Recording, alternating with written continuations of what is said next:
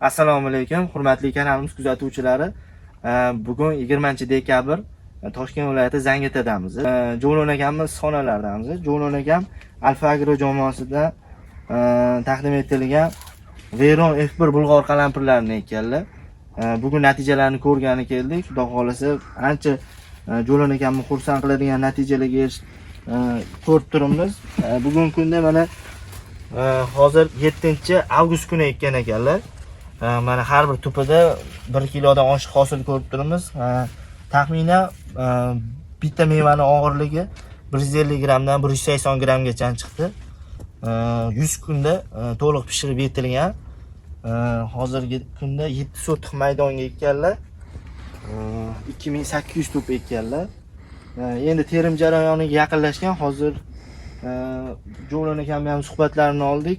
Veyron F1 haqida juda samimiy va foydali ma'lumotlar berdilar. Ularda boshqa gibridlarga nisbatan yutuqlari nimada bo'lgan deb savol berganimizda viruslarga chidamliligini aytib o'tdilar. Boshqa gibridlarga nisbatan virusga chidamlik va hosildorligi yuqori talablari ularga qulay kelgan. Veyron F1 ni Jo'lon akam уже 3 yildan beri ekib sinovdan o'tkazib keldilar. Mana bu yil 3-marta qayta ekishlari.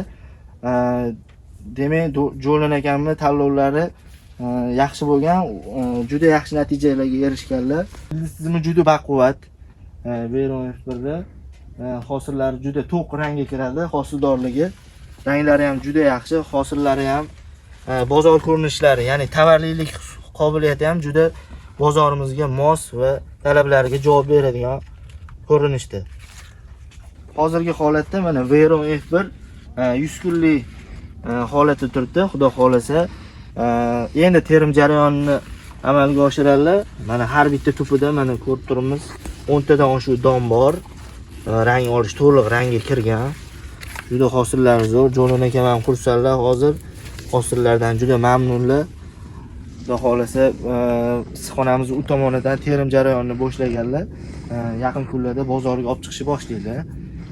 Veyron F1 yaxshi taraflari, dehqonimizning so'zlarini olganimizda kasalligiga chidamliligiga ancha fikr bildirib o'tdilar. Chunki virusli kasalliklar boshqa gibridlarni zararlab qo'ygan, lekin Veyron F1 ga zarar yetkiza olmagan. Veyron F1 ni Jo'lon akam уже 2-yil sinovdan o'tkazib ekishlari o'zlari ancha mamnunlar. O'tgan safar ekkanlarida ham yaxshi natijalarga erishgan ekanlar. Hozir mana yana qayta ekib, yana juda yaxshi natijalarga erishganlar.